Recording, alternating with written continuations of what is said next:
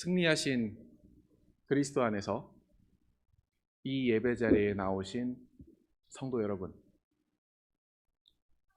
우리는 지난주까지 두 번에 걸쳐서 6째 간구의 내용을 살펴보았습니다.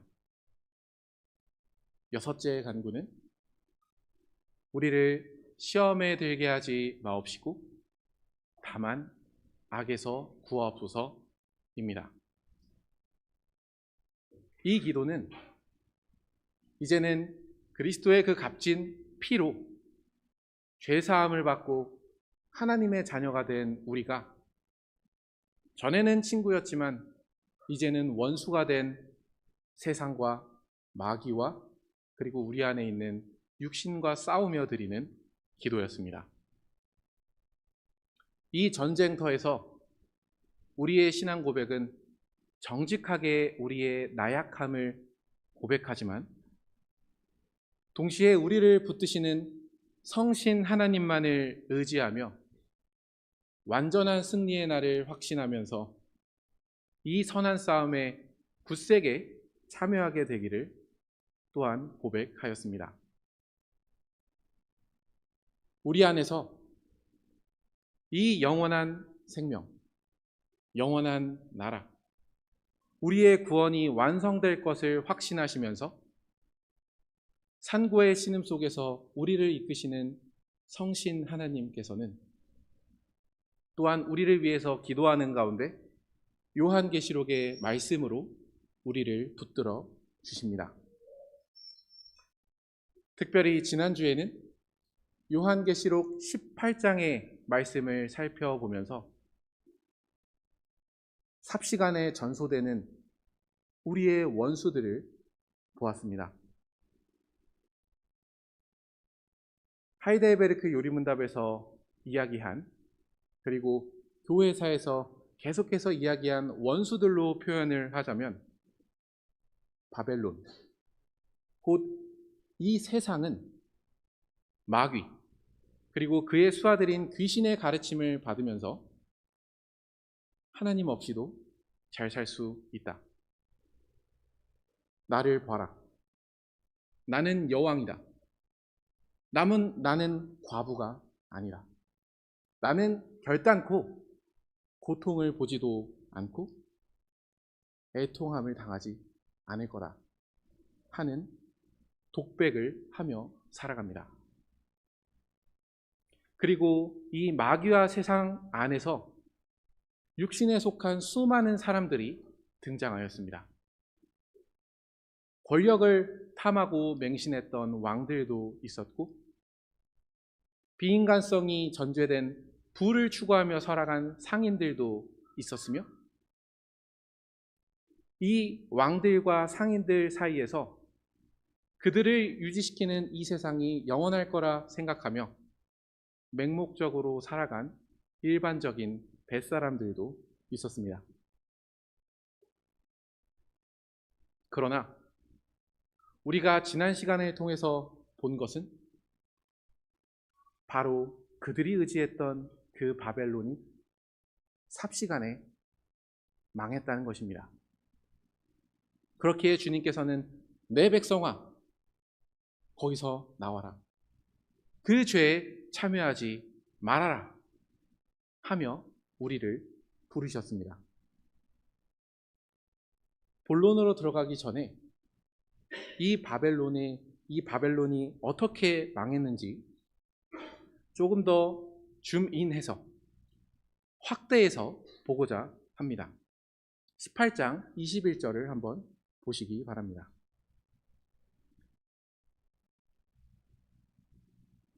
이에 한 힘센 천사가 큰 맷돌 같은 돌을 들어 바다에 던져 이르되 큰 성 바벨론이 이같이 비참하게 던져져 결코 다시 보이지 아니하리로다 합니다. 이 모습으로 알려주시고자 하시는 것은 이 성은 이 세상 사람들이 당연하다고 여기는 이 세상은 삽시간에 흔적도 없이 사라질 것이라 하는 것입니다. 그 모습이 얼마나 처참한지를 빠르게 보겠습니다. 22절입니다. 또 검은 고 타는 자와 풍류하는 자와 퉁소 부는 자와 나팔 부는 자들의 소리가 결코 다시 내 안에서 들리지 아니하고. 지금 이 타락한 세상 가운데서 들리는 가요를 보십시오. 특별히 요즘에는 이 아이돌들을 중심으로 해서 하는 가사들의 특징은 다른 거 신경 쓰지 마라, 너답게 살아라, 구애받지 마라 하는 내용들입니다. 그렇게 바벨론의 정신으로 노래한 그 노래소리는 다시는 들리지 않을 것입니다. 또한 22절을 마저 보시면 어떠한 세공업자든지 결코 다시 내 안에서 보이지 아니하고. 귀금속을 만들어내는 이 세공업자 뿐만 아니라 우리 삶에 필요한 모든 것들을 만들어낸 제조업이 다시는 그 만드는 소리를 들리게 하지 못할 것입니다. 생산 활동이 문제가 아니라 하나님을 믿지 않고서 스스로 살겠다고 하며 생산 활동을 한 그러한 활동들은 다시는 그 소리를 듣지 못할 것입니다. 이어서 일상적인 이야기들이 나옵니다. 22절, 또 맷돌 소리가 결코 다시 내 안에서 들리지 아니하고. 23절입니다. 등불빛이 결코 다시 내 안에서 비치지 아니하고 신랑과 신부의 음성이 결코 다시 내 안에서 들리지 아니하리로다. 맷돌 소리는 일반적인 가정집에서 먹고 사는 데에 들리는 그 소리입니다. 일상생활이 문제라는 것이 아니고 하나님을 의지하지 않고서 스스로 먹고 살 수 있다고 생각하며 먹기도 하고 결혼도 한 이러한 일상들은 흔적도 없이 사라질 것입니다. 마저 23절을 읽겠습니다. 너의 상인들은 땅의 왕족들이라. 내 복술로 말미암아 만국이 미혹되었도다. 이러한 세계를 지탱했던 모든 세력들은 사실은 바벨론의 복술로 미혹되었다고 이야기합니다. 그 미혹된 것의 핵심은 바벨론의 독백에서의 내용과 같습니다. 하나님을 굳이 믿지 않아도 된다. 그런데 우리는 이러한 현실 가운데서 이러한 세력이 무엇을 하였는지 다소 충격적인 모습을 보게 됩니다. 24절입니다. 선지자들과 성도들과 및 땅 위에서 죽임을 당한 모든 자의 피가 그 성중에서 발견되었느니라 하더라. 바벨론, 삽시간에 없어진 이 세계가 멸망당해야 했던 이유입니다.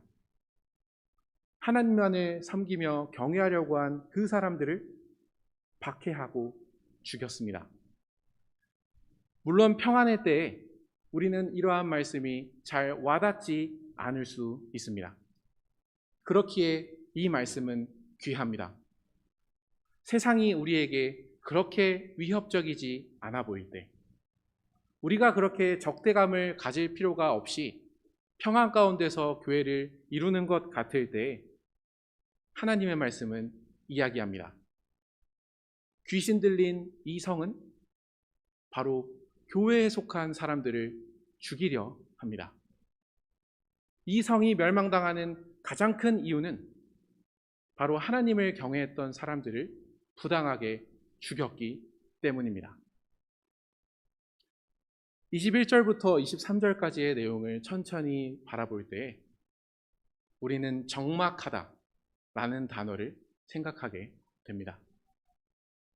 아무런 소리가 들리지 않고 어떠한 것도, 어떠한 불빛도 들리지 않습니다. 이러한 멸망을 보여주시면서 하늘의 하나님께서는 성신 하나님을 통해 우리에게 말씀하십니다. 내 백성아, 거기서 나와라. 그 죄에 참여하지 마라. 이렇듯 바벨론의 멸망을 보여주셨던 성신님께서는 이제는 보다 긍정적인 마지막 날의 모습을 보여주십니다. 오늘 강설의 첫 번째 제목은 이렇습니다.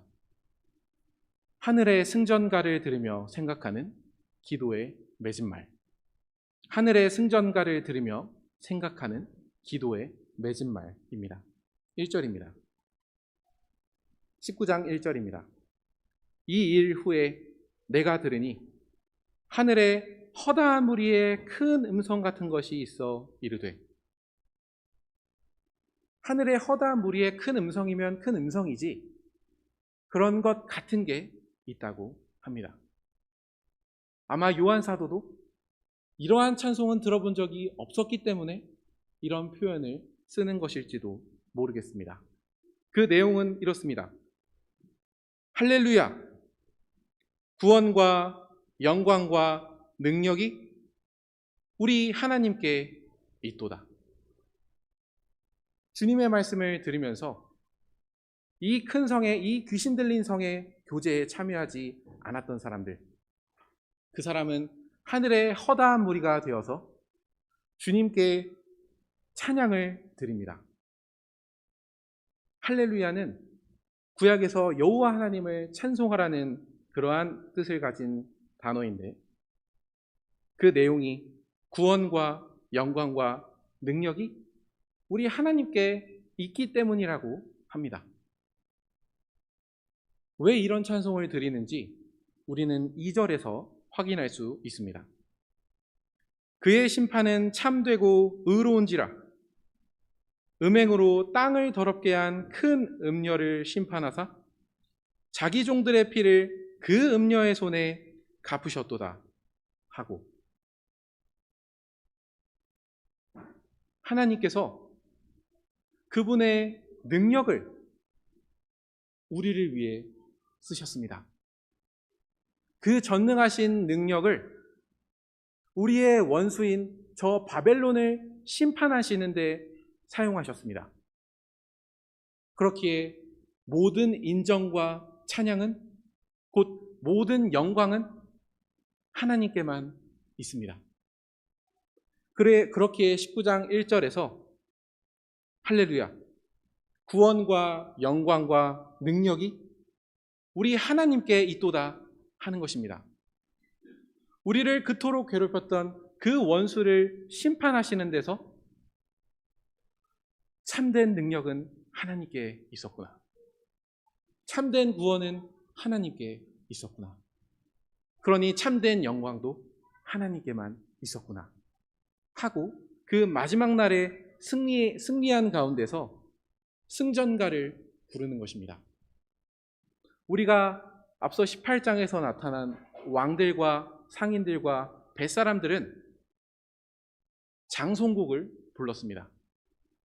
삽시간에 전소된 바벨론을 보면서 멀리 떨어져서 통곡하였습니다.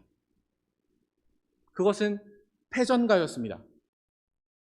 하지만 우리는 이 19장에서 주님을 신실하게 따랐던 자들의 승전가를 마주합니다. 이 승전가와 같은 찬송을 마주하게 되는 것입니다. 이 찬송은 이 전능하신 왕이신 하나님께서 우리를 구원하시는 데서 시작된 그러한 찬송입니다. 그런데 우리는 이 마지막 날에 부를 승전가를 들으면서 동시에 오늘 우리가 처한 상황이 어떠한 상황인지를 2절에서 아주 확연하게 알게 됩니다. 우리의 현실을 이 2절의 말씀에서 확인함으로써 우리가 이 어려운 가운데에서도 낙심하지 않고 주님께서 가르쳐 주시는 기도를 확신 가운데 드리는 대로 나아가기를 원합니다. 2절을 다시 자세히 봅니다. 2절에 보면 음행으로 땅을 더럽게 한 큰 음녀를 심판하셨다고 합니다. 여기서의 음행은 저번 주에 살펴보았던 것과 같이 오직 하나님만을 경외하고 그분만을 사랑하고 그분만을 신뢰하지 못하게 한 것입니다.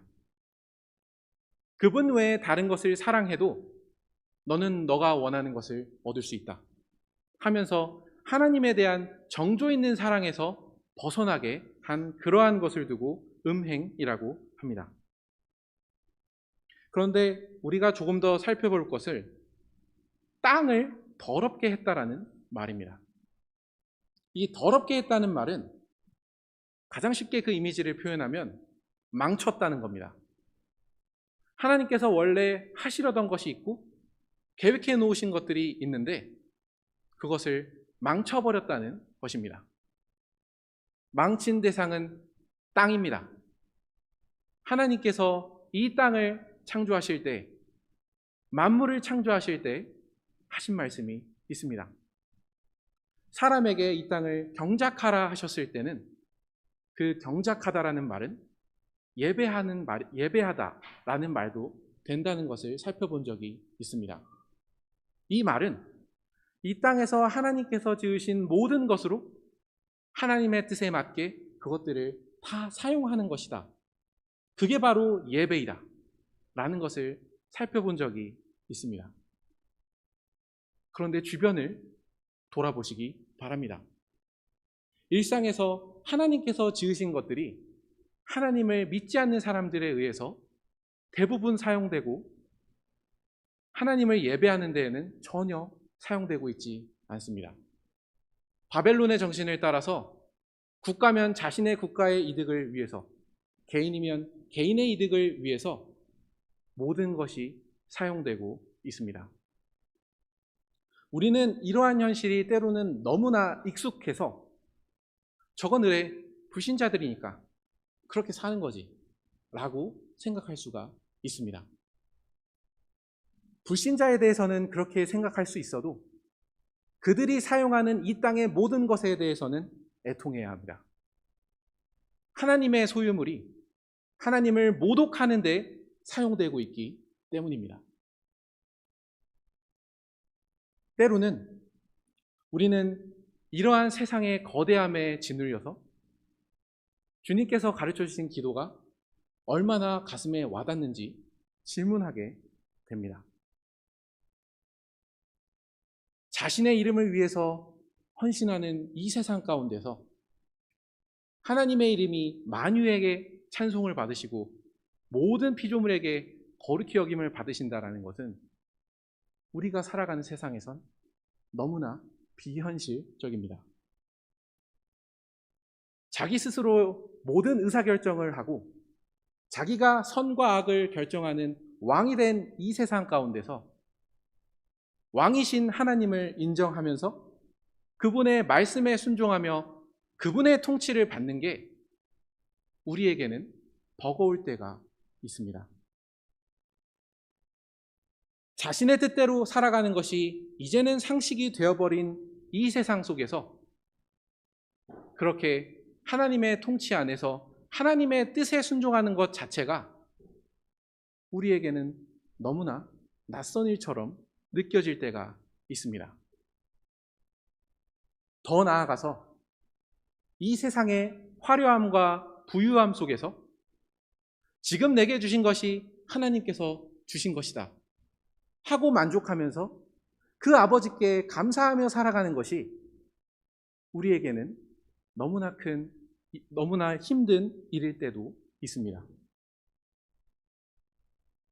극단적인 주장으로 인해서 갈등이 일상화된 우리의 사회 속에서 내게 용서라는 은혜의 증거를 주시기를 구하며 죄사함 받기를 구하는 게 우리에게는 너무나 동떨어진 이야기처럼 들릴 때가 많습니다. 그렇게 시험에 들지 않는 것, 이 세상에 휩쓸리지 않는 것 자체가 가능한가? 라는 생각으로 우리의 믿음이 흔들릴 수 있습니다. 그러나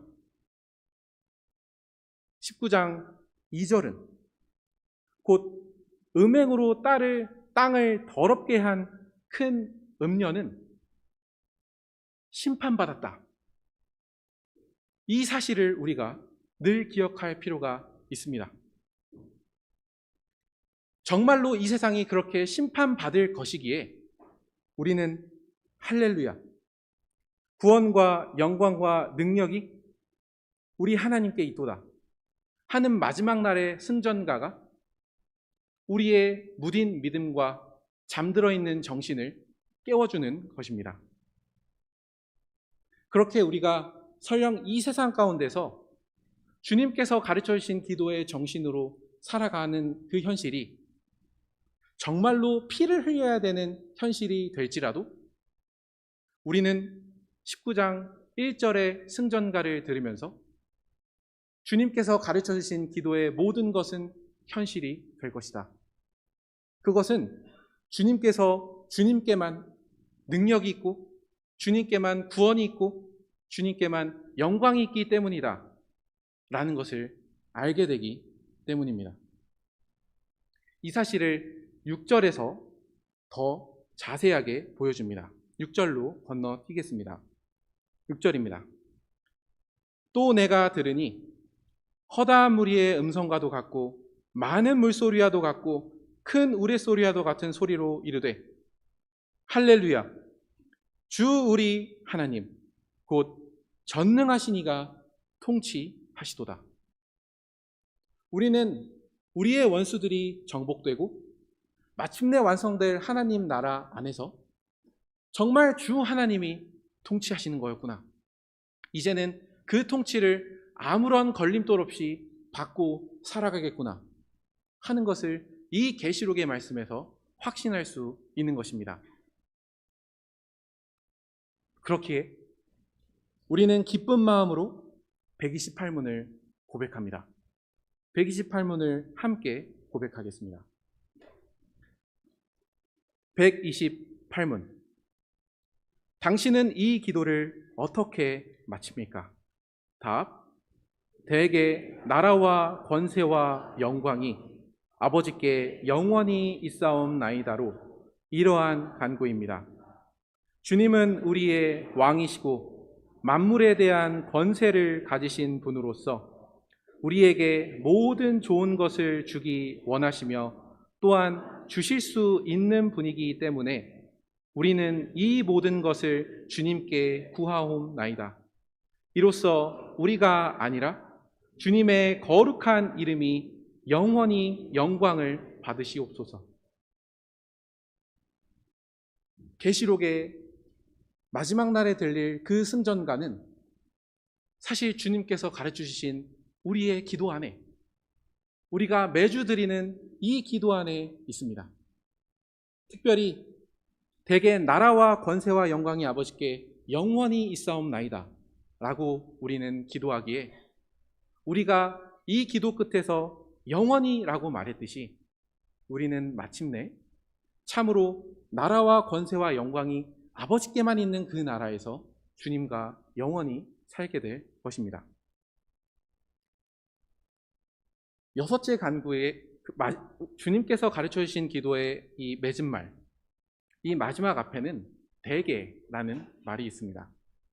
큰 원칙으로 말하건대 라는 뜻입니다. 그냥 조금 더 쉽게 원문으로 말씀드리자면 앞에서부터 하늘에 계신 우리 아버지를 부르면서 첫째, 둘째부터 여섯째 간구까지 드린 다음에 이렇게 기도하는 것입니다. 이렇게 기도하는 이유는 왜냐하면 나라와 권세와 영광이 아버지께 영원히 있기 때문입니다. 우리가 이제까지 구했던 모든 것이 왜 아버지께만 구해야 되는 거냐 하면은 아버지만 이 기도를 들어주실 수 있기 때문입니다. 라고 고백하는 것입니다. 우리는 이 사실 앞에서 주님께서 가르쳐 주신 기도의 주인은 사실 우리가 아니라 하늘에 계신 아버지이심을 깨닫게 됩니다.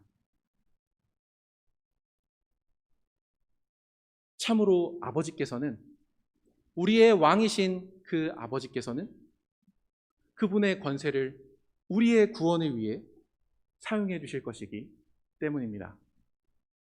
그렇게 우리의 찬송을 이끌어내셔서 할렐루야, 구원과 영광과 능력이 하나님께만 있다 하는 그 찬송을 불러 일으키실 것이기 때문입니다. 그렇기 때문에 우리는 우리의 허물 많은 상황에서도 이 기도의 주인이신 아버지를 바라보면서 기도할 수 있습니다. 정말 이 땅에서부터 하나님의 이름을 인정하는 사람이 거의 없는 것 같은 이 세상 가운데에서도 참된 믿음으로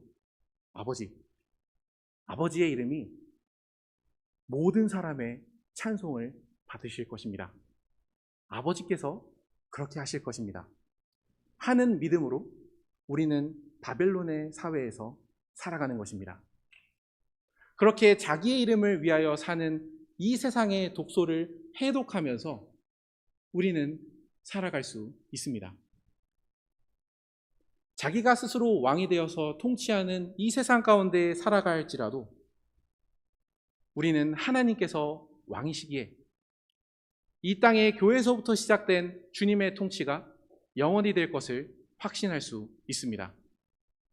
그렇게 세상이 어떻게 살아가든지, 어떻게 자신의 자율권을 주장하면서 스스로 살아가든지 상관없이 우리는 주님의 말씀에 엎드려서 다만 성신님께서 그 말씀을 계속해서 들려주시고 또한 순종하게 해주실 것을 바라면서 이 기도 안에서 이 소원으로 기도드릴 수 있는 것입니다.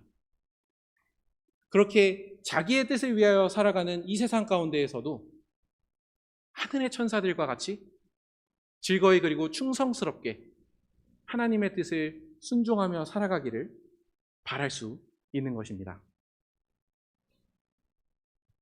그렇기 때문에 우리는 우리의 허물 많은 현실도 온전히 하늘의 아버지께 다 드립니다. 우리가 먹고 사는 문제에 있어서 하나님을 의지하는 그 일이 항상 흔들린다고 할지라도 이 기도를 드리면서 우리를 붙잡아 주시기를, 더욱더 주님만을 신뢰하며 아버지께서 주신 것으로 만족하게 되기를 구할 수 있는 것입니다. 우리가 자신의 권리를 주장하며 자신의 권리를 포기하면서 용서하는 것이 익숙하지 않은 사회에 살아갈지라도 아버지께서 이 기도의 주인이 되시기 때문에 용서하지 못하는 그 현실도 아버지께 드리면서 더욱더 그리스도의 보혈의 의미를 깨닫게 해주시는 가운데 서로 용서하며 사랑하게 해주시기를 구할 수 있는 것입니다. 그렇게 우리가 시험에 들지 않고 악에서 건져주시기를 이 기도의 주인이신 하늘의 아버지께 기도할 수 있는 것입니다. 왜냐하면 나라와 권세와 영광이 아버지께 있기 때문입니다. 이렇게 생각해 보면 아드님, 하나님의 유일한 그 아드님이신 예수님께서 가르쳐 주신 이 복된 기도는 우리가 싸워야 될 마지막 전쟁터에서 하늘의 아버지를 선물해 주는 기도입니다. 하늘의 아버지께서는 아드님께서 열어주신 이 기도를 통해서 우리에게 오십니다. 우리의 아버지가 되어주십니다. 그리고 우리를 아버지를 향하여 이 땅의 것에 함몰되지 않고 하늘에 계신 아버지를 향하여 우리를 이끌어 주십니다. 기껏해야 자신의 이름을 위하여 살아갈 수밖에 없는 상황 속에서 온 천지의 창조주신 하나님의 이름을 알려주시면서 너는 이 이름을 위하여 거룩하게 살아라. 하고 우리를 하늘의 아버지께로 고양시켜 주십니다. 주님의 통치를 받으면서 저 영원한 하나님의 나라를 이 땅의 교회에서부터 선물하여 주십니다. 그렇게 우리에게 오십니다. 자기중심적인 죄인이기에 자기의 뜻만 관철시킬 줄 아는 죄인에게 저 거룩하신 하늘의 아버지의 뜻을 우리에게 알려주십니다. 그리고 그 뜻에 순종할 수 있도록 우리에게 모든 은혜를 베풀어 주십니다. 그렇게 우리로 하여금 하늘의 아버지의 이름과 나라와 뜻을 향하여 땅에 붙어진 우리의 마음을 하늘로 이끌어 올리십니다. 동시에 이 기도를 통해서 하늘의 아버지께서는 우리의 남루한 삶도, 우리의 연약한 삶도 자신의 것으로, 나의 아버지의 책임으로, 책임 아래에 있는 일들로 받아주십니다. 먹고 사는 문제도 이제는 나에게 구해라. 그건 내가 해결해 주마. 다른 사람을 용서하는 가운데 사랑하는 것도 나에게 은혜를 구해라. 내가 해결해 주마. 갖가지 이 세상에서 당하는 시험과 빠질 수 있는 악에 대해서도 그건 내가 책임져 주마. 내가 너를 인도하고 너를 건져줄 것이다. 하고 우리를 책임져 주십니다. 그러니 우리는 이 험난한 세상 가운데서 주님께서 가르쳐 주신 기도 안에서, 예수님께서 가르쳐 주신 기도 안에서 하늘의 아버지와 교제합니다. 그 아버지께서 이 기도를 통해 우리의 아버지가 되어주신다는 사실을 알려주심으로써 흔들리는 우리의 상황 속에서 계속해서 아버지를 향하여 살아갈 수 있게 해주십니다. 그리고 이 기도의 끝이, 왜냐하면 나라와 권세와 영광이 아버지께 있기 때문입니다. 라는 말로 끝나게 하심으로써 이 모든 것 내가 이뤄줄 거다 라는 사실을 확인해 주십니다. 그것이 주님께서 가르쳐 주신 기도의 맺은말이 우리에게 주는 확신입니다. 이 기도는 요한계시록의 19장 말씀을 통해서도 확증되는 주님의 복음입니다. 아버지께서 이 모든 일을 우리에게 이루어 주시고 성취시켜 주실 것입니다. 그렇다면 이렇게 복된 기도 안에서 우리는 무엇이라 응답해야겠습니까? 오늘 강설의 두 번째 부분이자 마지막 부분의 제목은 이렇습니다. 아멘. 하늘의 승전가를 들은 삶의 화답입니다. 아멘. 하늘의 승전가를 들은 삶의 화답입니다. 함께 주님, 하늘 아버지께서 이 모든 간구를 이루어 주실 것을 확신하면서 129문을 고백하겠습니다. 129문. 아멘이라는 이 짧은 말은 무엇을 뜻합니까? 답. 아멘은 참되고 확실하다는 뜻입니다. 내가 하나님께 이런 것들을 소원하는 심정보다도 더 확실하게 하나님께서는 내 기도를 들으십니다. 우리의 요리문답을 보면 주님께서 가르쳐 주신 이 복된 기도, 하늘의 아버지를 선물로 주신 이 기도에 대한 응답은 그 응답조차 우리에게 근거하지 않습니다. 아멘이라는 말의 뜻, 참되고 확실합니다. 과연 아버지께서 모든 것을 이루어주실 것이기 때문에 이 모든 것을 아버지께 구합니다. 여기에 참되고 확실하다고 하는 우리의 아멘은 우리의 감격스러운 심정보다도 하늘의 아버지께 있습니다. 맺은 말이, 주님께서 가르쳐 주신 기도의 맺은 말이 이미 그거를 보여주고 있습니다.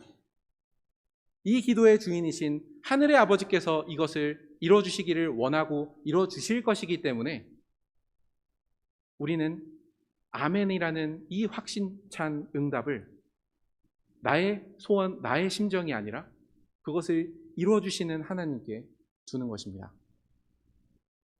우리는 지금 아멘이라는 일반적인 단어의 뜻을 생각하고 있는 게 아니라 주님께서 가르쳐 주신 기도에 대한 아멘이라는 의미를 살펴보고 있는 중입니다. 그만큼 이 기도는 우리의 마지막 응답조차 이 기도를 이뤄주시는 아버지께 둘 수 있을 정도로 우리에게 말로 표현할 수 없는 선물이 아닐 수 없습니다.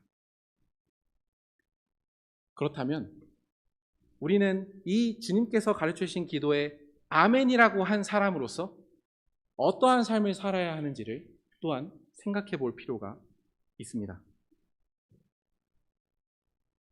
먼저 아멘이라는 것은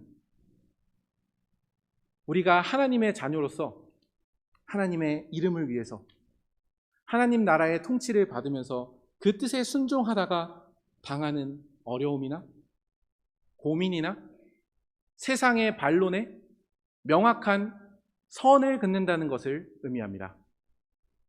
주님께서 가르쳐 주신 기도에 아멘이라고 하는 것은 아버지께서 이 모든 기도를 이뤄주실 것이기 때문에 나의 상식이나 나의 염려는 뒤로 한다. 나는 그렇게 살아갈 것이다. 라는 삶의 응답을 전제합니다. 그렇기에 우리는 또한 이 아멘 앞에서 삶의 확실한 기준을 얻습니다. 우리가 살면서 마주하는 모든 순간에 언제 예 해야 하는지, 언제 아니요 해야 하는지를 이 아멘 안에서 결정한다는 것입니다. 내가 얼마나 잘 되고 영광스럽게 되든지 그 결정이 하나님의 이름을 예배하고 거룩히 여기는 데에 장애가 된다면 우리는 이 아멘과 함께 나는 그것에 대해서 아니오라고 대답하는 것입니다. 내가 얼마나 부유하게 될 수 있든지 상관없이 그것이 나의 필요를 채워주는 아버지를 잊게 하면서 하나님께로부터 나를 멀어지게 한다면 그 상황에 대해서도 아니요 라고 이야기할 수 있는 것입니다. 입시철이 다가왔습니다. 수능이 끝났고 요즘에는 고등학생들도 일종의 입시를 치릅니다. 학교를 선택해야 됩니다. 그 학교를 선택할 때 그 학교가 나의 성공에 얼마나 도움이 될지를 물론 생각해야 되겠지만 우리는 그 모든 사항에 앞서서 우리는 질문해야 합니다. 매주 주님께서 가르쳐 주신 기도를 이 예배 자리에서 드리고 거기에 아멘 하였다면 나의 결정이 하나님의 이름을 예배하는 데 얼마나 도움이 되나? 내가 이 교회 안에서 말씀과 성신으로 이루어지는 하나님 나라의 통치를 받는 데 얼마나 도움이 되나? 그렇게 내가 하나님의 뜻을 좇아서 단순히 교회에서 하라는 것을 조금 하는 게 아니라 하늘의 천사들과 같이 즐겁고 충성스럽게 순종하는데 그렇게 적극적으로 내가 하나님의 자녀로 살아가는데 이 결정은 얼마나 도움이 되나? 라는 것을 가장 앞에 두어야 할 것입니다. 이렇게 우리가 아멘 하며 살아갈 때 때로는 그것이 세상에서 정의한 대로는 좋은 것을 포기하는 것일지 모르더라도 우리는 이 아멘 앞에서 더욱더 의심하는 법이 아닌 믿는 법을 배우고 위로받는 법을 배우게 됩니다. 주님께서 가르쳐 주신 이 기도에 아멘 하며 살아가는 이 현실은 세상에 미움을 받는 일입니다. 그 기도에 따라서 살아가는 사람은 세상에서 인정받지 못할 것입니다. 기억하시기 바랍니다. 전소된 바벨론 안에는 주님의 선지자들과 성도들과 땅에서 죽은 자들의 피가 있었습니다. 하지만 우리가 이 기도에 아멘하며 주님께 순종하며 살아갈 때 우리는 하늘의 승전가에 참여하게 될 것입니다. 과연 할렐루야, 구원과 영광과 능력이 하나님께 있도다. 할렐루야, 전능하신 우리 주 하나님이 통치하시도다. 이 영광스럽고 은혜로운 그 나라의 승전가에 바로 그러한 사람만 참여할 수 있을 것입니다. 왜냐하면 그 승전가는 우리의 삶의 현장에서 주님께서 가르쳐 주신 기도에 아멘하며 살아간 사람만이 배울 수 있는 찬송이기 때문입니다. 이러한 사람이 과연 그러한 상태에 들어간다는 것을 19장 7절과 8절에서 모를 수 없이 가르쳐 줍니다. 7절입니다. 우리가 즐거워하고 크게 기뻐하며 그에게 영광을 돌리세. 어린 양의 혼인 기약이 이르렀고 그의 아내가 자신을 준비하였으므로 그에게 빛나고 깨끗한 세마포 옷을 입도록 허락하셨으니 이 세마포 옷은 성도들의 옳은 행실이로다 하더라. 마지막 날에 주님과 혼인할 이 교회 안에서 주님께서 허락하신 이 깨끗한 세마포 옷을 입을 수 있는 사람, 이 깨끗한 세마포 옷은 성도들의 옳은 행실입니다. 주님께서 가르쳐 주신 그 기도의 정신을 따라서 이 세상에서 아멘하며 살아간 그 사람들, 그 사람에게 허락해 주시는 깨끗한 옷입니다. 바로 그러한 사람이 영원히 어린 양의 혼인잔치에 참여한 자로서 삼위 하나님의 질리지 않는 무한한 사랑 가운데서 그분을 찬양하고 사랑하며 살아갈 것입니다. 바벨론과 같이 이 땅의 화려한 것으로 자신을 치장한 사람은 성도들의 옳은 행실인 이 세마포 옷을 입을 수 없습니다. 여러분은 어떠한 옷으로 여러분을 치장하시겠습니까? 삽시간에 전소될 그러한 화려함으로 치장하시겠습니까? 아니면 주님께서 가르쳐 주신 이 기도에 아멘 하면서 주님께서 허락하여 주시는 깨끗한 세마포 옷을 입고 혼인잔치에 참여하시겠습니까? 아멘 하며 살아간 사람은 반드시 이 영원한 혼인잔치에 참여하게 될 것입니다.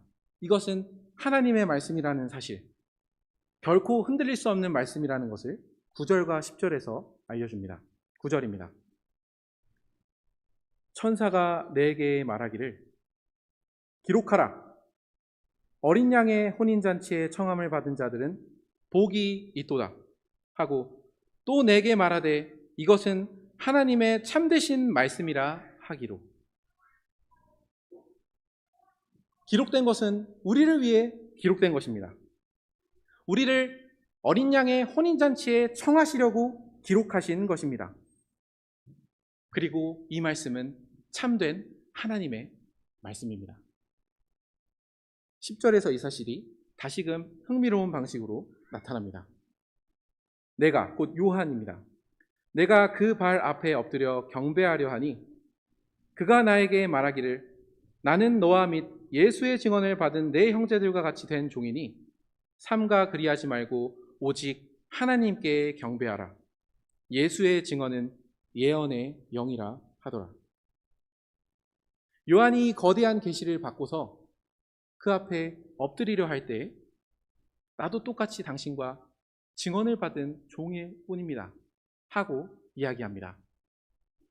그럼으로써 강조되는 것은 전하는 사람이 아니고 그 말씀의 내용입니다. 누가 전했든지 예수의 증언, 예수님께 대한 증언은 예언의 영, 곧 성신 하나님께서 하시는 것이기 때문입니다. 성신 하나님께서 오늘 우리에게 이러한 말씀을 주십니다. 이 말씀은 참된 말씀입니다.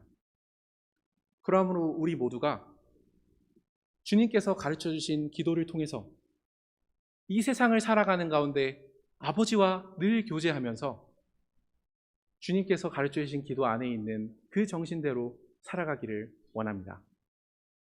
하나님의 이름을 위해서 주님 교회 안에서 주님의 나라의 통치를 받으며 하나님의 뜻에 순종하며 살아가기를 바랍니다. 그리고 이 생활에 필요한 모든 것들을 하늘 아버지께만 구하고 동시에 그분께서 주신 것으로만 만족하면서 우리 안에 있는 죄사함의 은혜를 더 구하면서 이 땅 바벨론이 제시하는 시험과 악으로부터 보호를 받으며 그 혼인잔치로 나아가기를 원합니다. 함께 기도하겠습니다.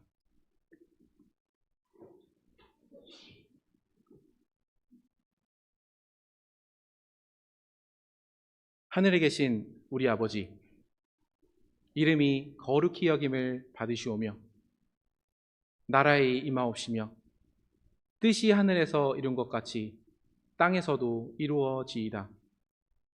오늘날 우리에게 일용할 양식을 주옵시고 우리가 우리에게 죄 지은 자를 사하여 준 것 같이 우리 죄를 사하여 주옵시고 우리를 시험에 들게 하지 마옵시고 다만 악에서 구하옵소서.